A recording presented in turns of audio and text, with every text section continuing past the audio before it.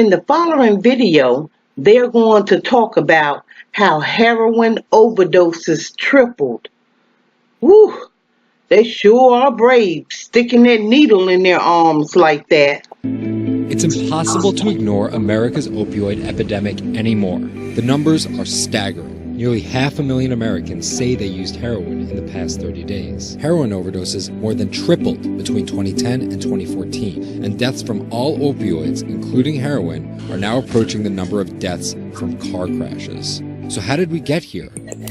Pain. So here's the situation. There's a grim connection between opioid painkiller addiction and heroin addiction in this country.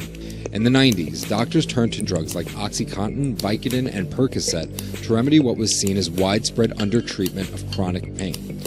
The number of opioid prescriptions filled in 1992? 79 million. By 2012, that number rose a lot to 217 million. As those numbers skyrocketed, the federal government forced drug makers to make prescription painkillers harder to abuse. At the same time, heroin from Afghanistan and Mexico became a cheaper and more readily available alternative. The result is 4 or 5 new heroin users in the U.S. have said they previously misused prescription pain relievers.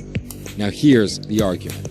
President Donald Trump appointed a commission that in August advised him to declare opioid addiction a national emergency and rapidly expand treatment capacity, among other measures. It's a national emergency. We're going to spend a lot of time, a lot of effort, and a lot of money on the opioid crisis. But Trump said he's focused on cutting off the supply of drugs rather than expanding treatment, as his commission had recommended. The health care bill passed by House Republicans that Trump supported also would have dropped the requirement that drug treatment be covered by Medicaid. Nearly every state has enacted laws related to opioid abuse, including targeting doctors and pharmacists who overprescribe pills. States and the federal government have also made the opiate antidote naloxone more readily available. It's credited with reversing more than 26,000 overdoses between 1996 and 2014. Meanwhile, advocates for patients in chronic pain worry that rushing to solve the addiction crisis could leave those who truly need opioids with needless suffering. Everybody, please tell me, what do you think? What did you think of this video?